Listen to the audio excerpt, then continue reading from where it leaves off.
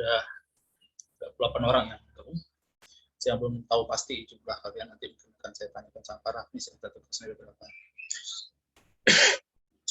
Tadi kita sampai penjelasannya di ya sedikit sejarah ya, sejarah. Dan kalian tahu juga akar dari keilmuan itu. Walaupun belajarnya sebenarnya di makro ya. Ya kalau bisa nanti dikuasai mikro makro, nanti saya akan sedikit mengulas sedikit tentang ekonometrika sedikit saja. Ya. Mudah-mudahan kalian punya peluang ya. Saya berancamnya kalian punya kesempatan yang sama untuk ya kerjalah di Bank Indonesia nanti ya. Itu ada senior kalian 2018 magang di Indonesia, udah cerita juga ya. Lumayan Pak katanya. Kita magang dikasih uang lebih besar daripada gaji dosen. Dia dapat 4,5 juta dia. Bayangkan ya. Magang saja di BI 4,5 juta, tapi kalau kerja ya 15 juta. Tesnya nanti kalau kalian coba tes, soalnya akan sama seperti ini. Pengantar mikro, pengantar makro, itu akan dibahas. Kemarin senior kalian tuh minta dibekali ekonometrika. Jadi kita rancang di Prodi, mudah-mudahan kalian bisa ya. Buat angkatan 20, ekonometrika lanjutan termasuk yang 19 yang lagi ngulang. Ekonometrika lanjutan akan kita rancang bisa terpenuhi buat angkatan 19 sama 20. Ya. Kalau yang 18 itu nggak wajib. Oke, kita balik sini. Artinya nanti dalam pelajaran ini, kalian dimungkinkan berbeda pendapat dengan siapa saja, tidak ada masalah, asal logikanya jalan. Logika maksud saya seperti apa? Ini, kalau seandainya, apakah pernyataannya benar sih? Apakah sakit yang menyebabkan terjadinya hujan? Ya. Mungkin kita sebut A ya. Satu. Terus yang kedua, hujan yang menyebabkan sakit. Menurut kalian mana yang benar? Satu, kedua. Apakah sakit yang menyebabkan hujan atau hujan yang menyebabkan sakit? Jawabannya? Ayo, mana yang kata minta keaktifan tinggi? Hujan menyebabkan sakit, Pak. Hujan menyebabkan sakit, ya. Berarti di sini kita mengatakan hujan itu adalah penyebab. Ya. Terus sakit itu adalah akibat. Ya. Di ekonomi itu biasa hal seperti itu. Kalau kalian di ekonometrika nanti diajarkan ini namanya independen, ya. Atau variabel, ya variabel independen gitu. Nah, ini dinamakan variabelnya dependent variable. Ini sekaligus nyicil ya, nyicil ekonometrika. Bahwa ada variabel yang dinamakan penyebab, ada yang dinamakan akibat. Nah, ini mahasiswa yang lulus itu masih ada juga belum clear tuh dalam bikin suatu ekonometrikanya. Dia salah menempatkan mana penyebab, mana akibat. Jadi kalian harus bisa ya ketika membantah itu, ketika melihat akibatnya. Coba runut, apa sih yang menjadi penyebabnya? Nah, itu dalam bikin skripsi seperti itu, sederhana seperti itu. Bikin skripsi, yang mau bikin skripsi, kemudian kita sederhana mencari penyebab sama akibat saja. Ya. Nah, kalau ini penyebabnya, apa yang bisa kita lakukan, gitu ya. Nah, terus kalian dalam ekonometrika nanti termasuk ekonomi diajarkan tentang namanya model. Gitu. Modelnya apa sih? Nah, ini cara sederhananya ya mirip kayak apa ya? Atau map atau maps ya. Kalau Google Maps gitu, lagi bawa jalan, bawa kendaraan, nyasar itu kan dari maps-nya, dari peta. Peta ini fungsinya untuk menggambarkan ya realita yang kompleks. Jadi sederhananya adalah dia akan menyederhanakan sesuatu yang rumit menjadi sederhana. Kalau kalian punya, ini Regina kan bisnisnya konter gitu, ya Regina. Iya Pak. Ada manikin HP kan misalnya, ya ada. Dummy ada, HP. Pak. Itu fungsi berapa sama Regina? Apa Pak? Apa fungsinya dummy itu?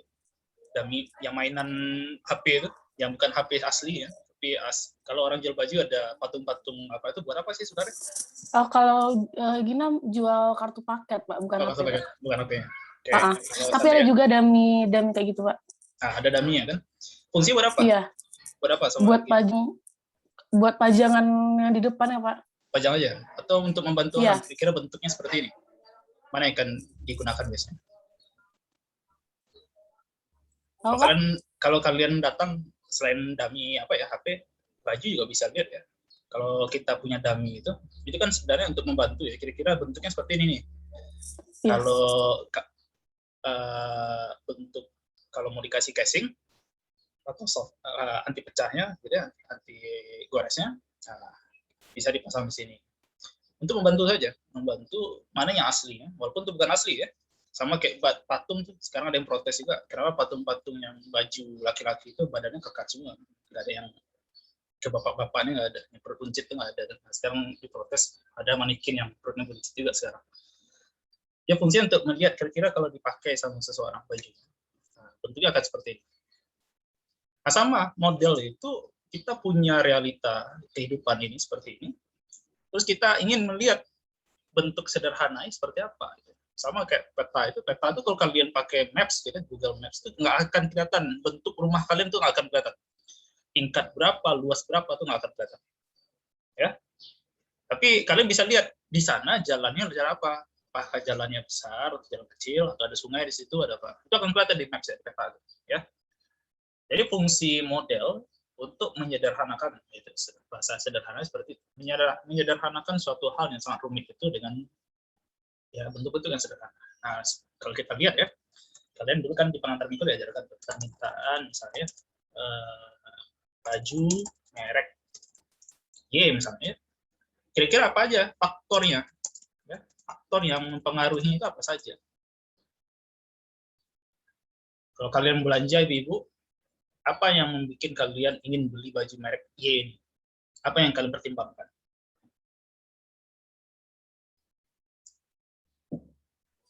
Model dan harganya, Pak.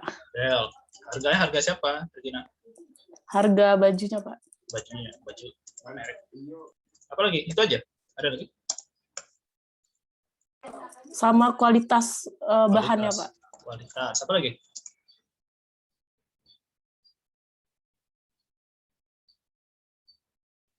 Ini seorang Regina. Apa yang lain? Kualitas? Ayo, mana yang pengen nilai aktifnya ada? Mana? Merek, Kak. Merek. Permintaannya, Pak. Merek, kata Lucia. Permintaan. Kita mau cari permintaan sekarang. Apa lagi? Kalau cara produksinya masuk nggak? Cara produksi. Cara produksi ya. Gimana kalau Mas Ferry itu? Ya, panggil apa? Ferry ya. Cara produksinya gimana? Seperti apa maksud cara produksi kan? Ada yang manual atau pakai mesin dia, Pak? Oke, manual ya, mesin. Ada lagi? Kalau ukuran masuk, Pak? Iya, bebas saja. Ya, kalian kan milih belanja kalian seperti apa? Kan banyak sekali ya alasan. Apa lagi? Promosi, gimana cara dia promosinya, Pak? Oh, promosi, apa lagi? Ada promo juga ada. Bahan baku. Apa lagi? Diskon, Pak. Diskon. Terus kalau nggak fungsi, apa lagi? Terus kenapa kalian nggak? Kalau saya tanya, kenapa yang kalian yang laki-laki nggak beli mobil Lamborghini kalau seandainya? Apa penyebabnya? Beli baju merek apa yang perempuan yang terkenal, saya kurang tahu. Terkenal yang paling mahal lah, Zara. Nah, kenapa nggak beli Zara? Karena beli yang di pasar, habis itu nego sampai mbak-mbak penjualnya sampai nangis-nangis itu nggak bisa lagi ngelawan harga tawaran kalian. Kenapa? Kenapa nggak beli? Karena fungsinya, Pak, sama, Pak. Sama, fungsi apa lagi? Pak Mutiara tadi mau ngomong. Karena harganya, Pak. Harga, apa lagi? Emang pendapatannya cukup nggak? Nah, target pasarnya bukan kita, Pak. Income, Pak. Penting income. Terlalu tinggi harganya, Pak. Harga tinggi, kalau pendapatan tinggi oke, nggak ada masalah. Nggak, artisnya bisa. Pendapatan kalian ada nggak? Apa lagi? Jadi banyak sekali ya, bisa 1001 alasan kata orang ya. Banyaknya peminatannya. Banyak sekali alasannya. Dan itu sulit, maka pelajaran ekonomi itu paling sulit. Jadi kalau kalian ketemu anak IPA mengatakan fisika sulit, enggak. Ekonomi lebih sulit. Ketika dia mengobservasi suatu fenomena, dia bisa menemukan banyak sekali penyebabnya. Tidak satu saja. Nah, maka ekonomi itu sulit kalau diterangkan dengan cara yang dunia nyata itu ya. Kalau kita ceritakan, tadi ada gara-gara mereknya, ada gara-gara produksinya, dia pakai manual. Ada yang orang suka dengan apa ya? Kenapa batik tulis itu lebih laku dibandingkan batik Cina? Cina sekarang udah punya batik juga, jangan kira enggak ya. Dia pakai mesin, dicetak tuh, di print. Cina tuh. Tapi kenapa yang orang sampai pengen datang ke apa kalau batik itu? Pak Sen, daerah terkenal. Oke lah di Jogja misalnya ya. Kenapa orang akhirnya mau ke sana datang untuk beli batik? Ya karena dia dibikin secara manual misalnya, dengan tangan.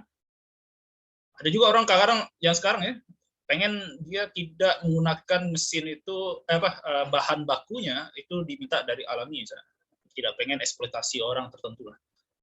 Banyak sasaran deh dipakai. Jadi banyak sekali. Ketika kita bicara tentang permintaan, kalau kita bicara mikro sulit sekali terangkan. Maka kenapalah orang ekonomi itu cerdasnya di sana. Itulah kita sederhanakan. Kita pakai dengan memodelkan. Ada kata-kata saktinya. Nah, silakan di Google. Apa nih ceteris paribus? Ini sekaligus membantu kalian bikin skripsi ya. Jadi saya selalu mahasiswa bimbingan saya bongkarnya di sini dulu. Apa tuh ceteris paribus? Ada yang nemu? Ceteris paribus apa? Apa tuh ceteris paribus? Di Google mulai. Kan ujian. Oh, ceteris paribus, udah nemu? Nah, ketemu? Ayo, mana yang minta aktif ini? Ceteris paribus. Apa tuh ceteris paribus? Ini kata-kata sakti ya bagi ekonomi. Yang kalau debat sama orang Dengan hal-hal yang lain tetap sama, Pak. Oke. Di Google. Kita sederhanakan saja. Kalau saya bicara tentang modelnya, saya lagi mengamati modelnya, saya mengasumsikan pendapatan itu nggak berubah. Kalau saya ditawarkan modelnya, mungkin ya ada yang pengen dengan panjang sama dengan pendek, harganya ya kita abaikan, nggak ada perbedaan harganya. Mana akan dipilih? Atau saya mau lihat harganya, harga baju itu ya, tanpa saya nggak peduli warnanya apa. Jadi kata sakti ceteris paribus ini penting ya. Kita mengasumsikan hal-hal lain itu tidak berubah. Hal-hal tidak berubah ini, asumsi variabel lain tidak berubah, itu bisa dibahasakan dengan matematika nanti. Salah satu dengan derivatif parsial. Ya. Maka kenapa di mikro ini kalian dikasih bekalnya banyak nanti ke arah matematikanya. Dan itu kalkulus ya yang akan diterangkan. Adam Smith ini satu zaman sama Newton. Tadi saya katakan bahwa dia terinspirasi dengan Newton, pengen bikin satu hukum yang berlaku universal. Newton itulah salah satu penggagas kalkulus. Derivatif sama integral itu salah satu penggagasnya adalah Newton. Maka nanti ilmu-ilmu fisika itu banyak terpakai juga sama kita. Jadi kalau ikut prodi ini ya, itu paket komplit dapatnya. Ilmu fisika yang diajarkan sedikit. Ilmu psikologi diajarkan juga, kalian bisa ngobrol sama anak psikolog nanti tentang perilaku. Ya. Ilmu ekonomi juga diajarkan ya, bisnis, manajemen, akuntansi, aja diajarkan. Jadi ilmu ini kompleks sekali. Ya. Malah sekarang ada ya, yang ahli Nobel juga di perdagangan internasional itu mencoba membangun suatu rumus perdagangan internasional. Kenapa negara itu mau berdagang dengan negara ini, dengan tidak mau dengan ini. Nah, ternyata dia ada dengan hukum gravitasi dipakai. Jadi kaya ya belajar sama ini. Ada yang hobi dengan kesehatan. Lihat pengaruh kesehatan. Kalau teman saya dulu bikin tesis mau lihat berapa sih kalau HIV itu ya, HIV itu akan ditalang oleh negara. Obat itu gratis. Terus pertanyaannya berapa yang harus dibayar oleh negara untuk membayar obat ini, berapa tersedianya. Itu dihitung dengan ahli ekonomi kesehatan. Termasuk yang dengan vaksin sekarang ya.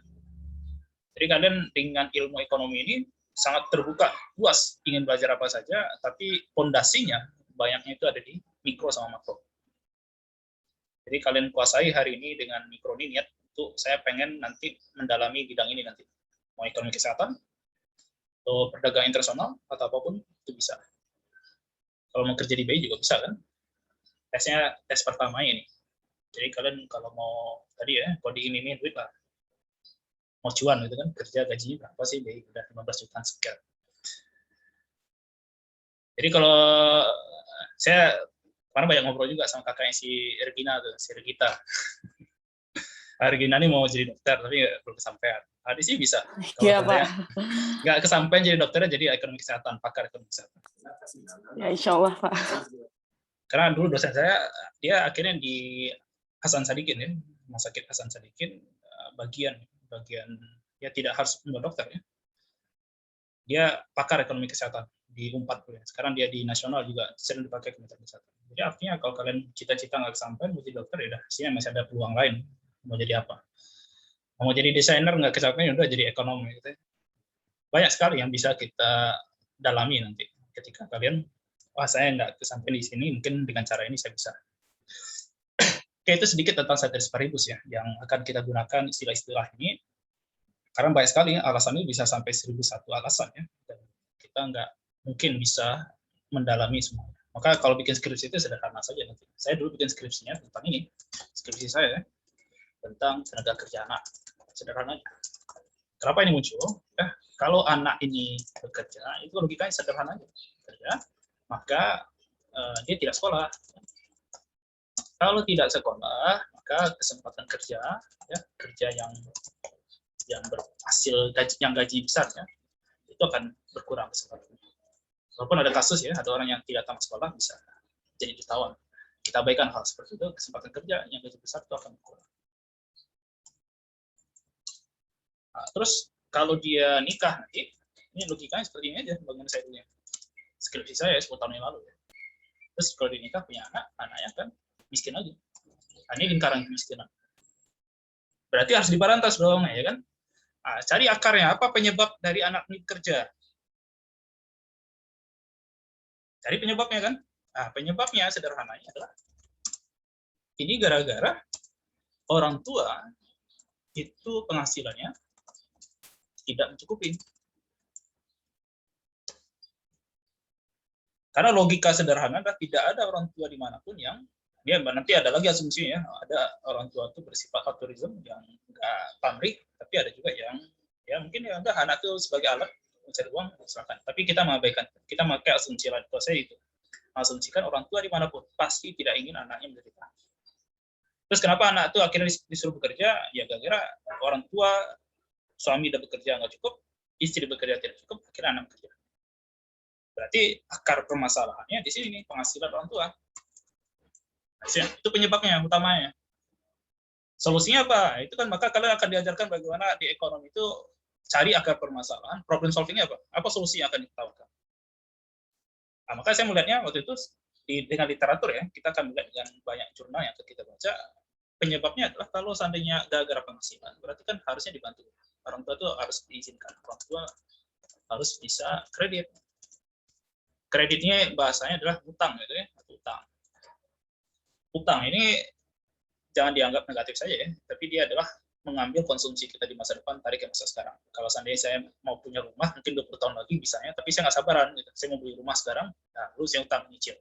Sama juga, misalnya saya pengen punya motor, nggak punya cash untuk belinya, udah saya cicil. Artinya utang itu adalah menarik pendapatan di masa depan ke masa sekarang. Masalahnya lagi adalah orang tua miskin itu nggak bisa berutang. Kalau bahasa banknya nggak bankable ya, tidak punya layak untuk diberikan kredit. Nah, itu jadi masalah. Maka muncullah solusi-solusi lain. Kalau gitu, pemerintah turun tangan di sana. Maka ada penelitian saya yang lain, itu bicara tentang PKH. PKH, Program Keluarga Harapan.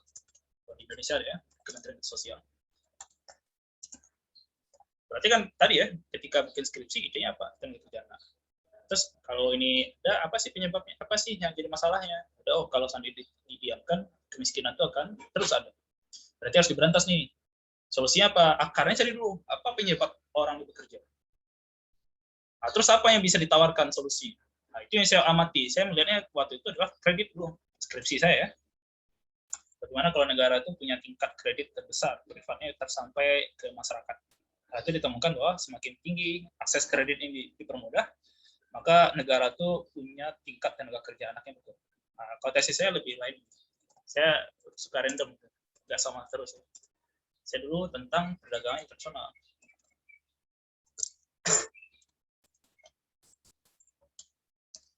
nasional dan industri. Nah, logikanya sama nih. Kampus paling pintar bagi kalian di mana? Paling top di Indonesia di mana? Boleh sebut satu saja? UI, Pak. UI. UGM. UI aja. Apakah UI yang menyebabkan Unan? Ya, ada yang nyebut Unan. Unan dia juga bangga kan itu. Yang bangga dengan kampusnya nyebut Unan kan? Alma maternya. Saya bangga dengan alma mater saya masalahnya. Kalian kok nggak bangga? Nggak ada yang nyebut Unan. Tadi ada satu.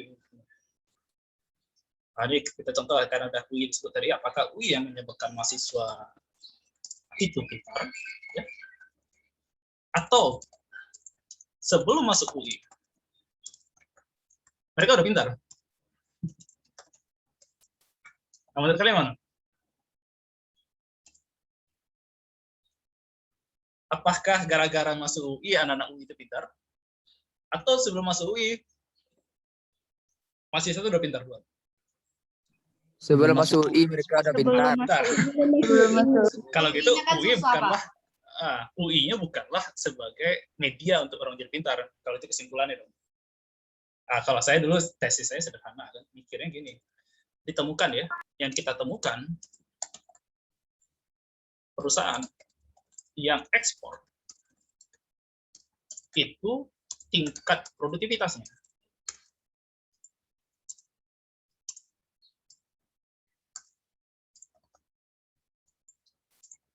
tinggi. Itu temuan dari data ya, data sederhana aja kita lihat, bandingkan perusahaan ekspor sama tidak, ternyata produktivitasnya tinggi. Nah, sekarang pertanyaannya sederhana, apakah gara-gara karena ikut ekspor, perusahaan itu menjadi produktif? Atau yang kedua, karena sebelumnya udah produktif, maka dia bisa ekspor. Ini tesisnya sederhana kayak gini aja. Jadi membangun suatu bagaimana ya ekonomi itu sederhana adalah berpikir. Jadi nggak perlu ya punya media canggih, kelas mewah, berhasil dan seterusnya enggak. Tapi yang dibutuhkan dalam kuliah kita cukup saran adalah berpikir. Kita berpikir apa yang menarik dalam fenomena yang mungkin bisa kita analisa akar permasalahan di mana. Kalau tadi kan kita melihat apakah akar permasalahannya gara-gara UI yang bikin orang jadi pintar, atau ada faktor lain. Nah, kalau ada faktor lain berarti kita tidak bisa menyimpulkan UI sebagai media yang bikin orang jadi pintar, termasuk juga ekspor. Implikasi kepada kebijakan nanti. Kalau seandainya ekspor itu bisa mendorong orang menjadi produktif, solusinya adalah maka perusahaan-perusahaan itu harus didorong untuk ikut ekspor. Tapi kalau seandainya bukan gara-gara ekspor orang jadi produktif, bukan itu solusinya. Berarti pemerintah harus memikirkan bagaimana negara perusahaan-perusahaan itu untuk menjadi produktif dulu. Nanti secara otomatis dia akan ekspor. Jadi kan harus bisa melihat ya mana yang jadi penyebab, mana yang jadi akibat. Itu sekilas tentang ya pelajaran kita ya. Kita coba masuk ke PowerPoint ya, berkeren sedikit ya. Cerita-cerita saja. Kita coba lihat Seth Nicholson. Jadi kalau di bab pertama, tadi sudah kita singgung ya sedikit tentang model, economic model ya.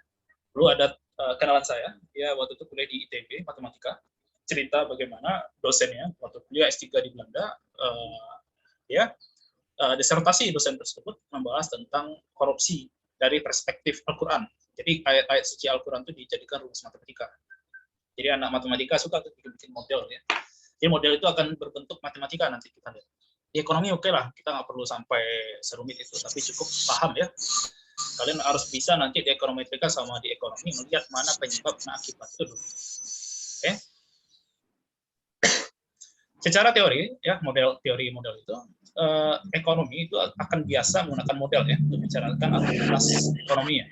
Di Nurfaza di itu dulu, Nurfazana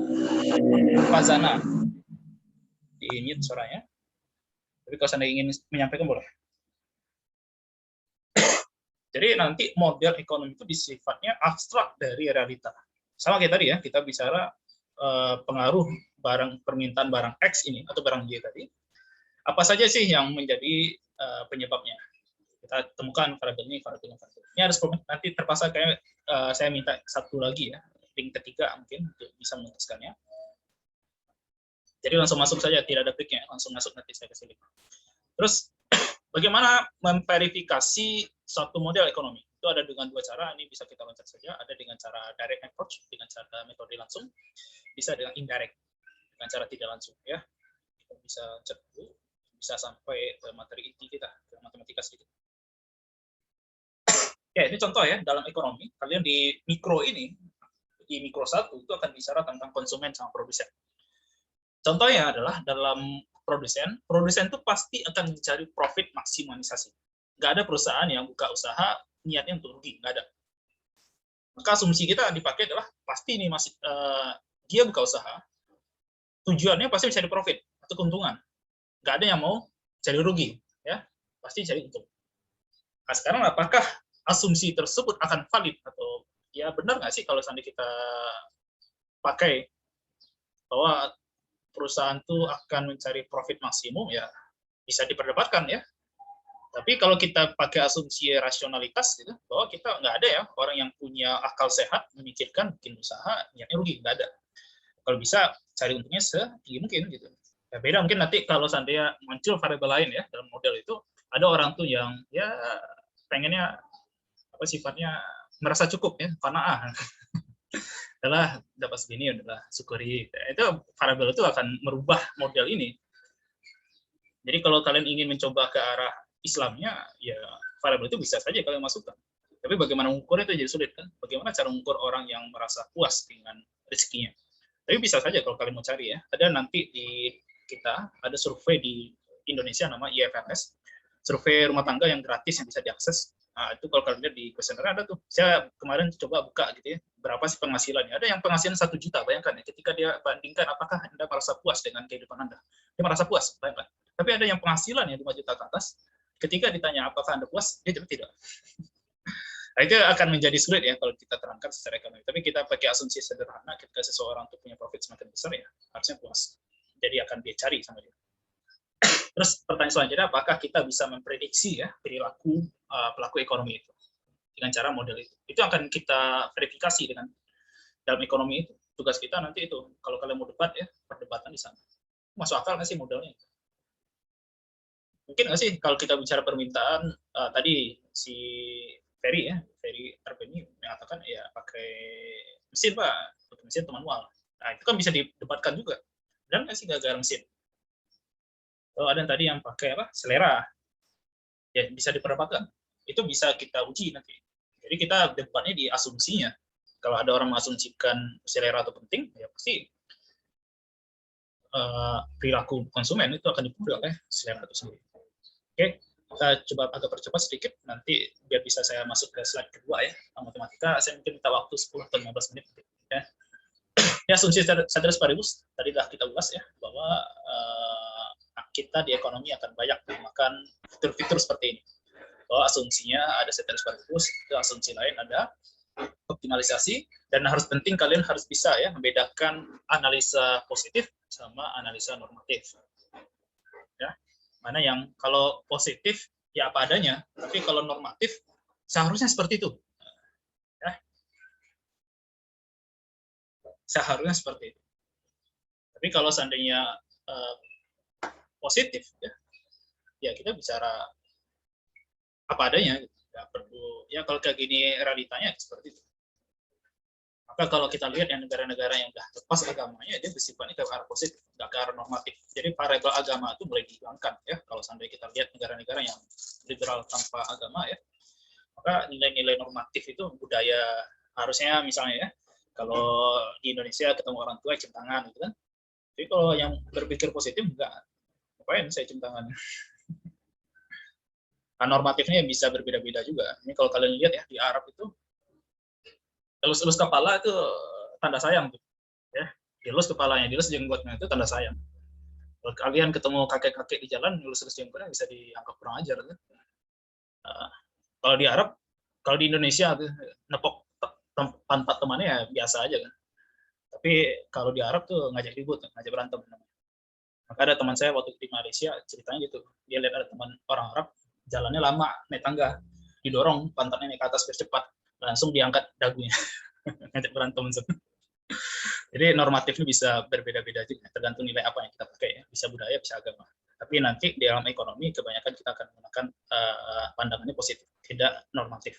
Maka kalau seandainya ingin dalami ekonomi tertentu, misalnya apakah mau agama tertentu mau dimasukkan sebagai analisanya, maka asumsi positifnya bisa kita ganti nanti.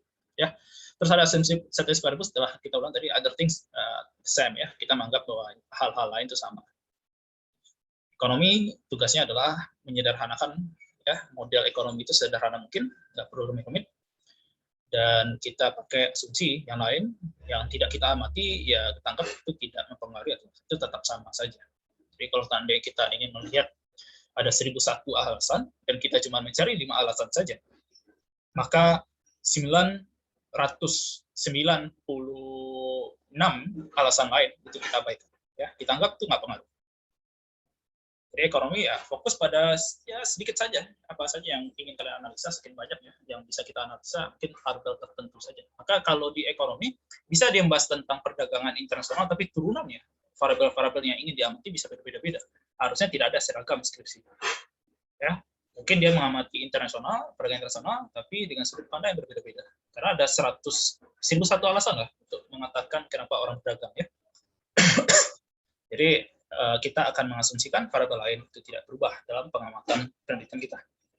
Terus ada asumsi lain tentang optimalisasi ya. Nanti terpaksa mungkin asumsi ini kita tuntaskan dulu.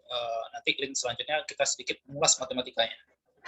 Dalam optimalisasi di TMIK 1 ini kalian akan diajarkan perilaku konsumen sama perilaku produsen. Yang dilihat itu adalah nanti ya, kalau seandainya kita bicara konsumen, itu pasti akan mencari berapa maksimum dari kepuasannya, utility-nya. Oke? Tapi kalau kita bicara perusahaan itu akan mencari berapa barang yang dihasilkan agar menghasilkan profit yang semaksimum mungkin. Nah, nanti ya, kalian akan dikenalkan istilahnya dual problem. Jadi di satu tindakan itu ada dua masalah yang muncul. Kalau seandainya seseorang itu akan memaksimumkan kepuasannya, nah ini biasanya itu perempuan atau ibu-ibu belanja kan, belanja datang ke pasar, mau beli ayam misalnya, kalau bisa negonya semurah mungkin tuh harga barang, sampai abangnya nangis, nggak bisa lagi lawan sama si ibu-ibu yang belanja. Awal harga misalnya 50.000 bisa turun dari setengahnya, sampai 25.000 ke bawah, gitu. Gimana menegonya? Berarti di satu tindakan ya, ketika dia ingin memaksimumkan kepuasan makan ayam, tapi di saat bersama dia akan berusaha untuk bisa pengeluarannya serendah mungkin. Nah, begitu juga dengan profit maksimum, dia akan mencoba ya mencari profit sebanyak mungkin, tapi di saat bersama dia akan mencoba mencari berapa barang yang bisa menghasilkan biaya yang serendah mungkin. Oke, nah, kalau di pemerintah dia akan memikirkan bagaimana agar dengan ada barang publik itu bisa public welfare meningkat. Itu ya asumsi dari optimalisasi. Kayaknya terbatas waktunya, mungkin saya akhiri dulu, kita kasih link selanjutnya, kira-kira kuliah 20 menit lagi lah ya. Oke, saya kasih link selanjutnya, kita langsung masuk saja ya.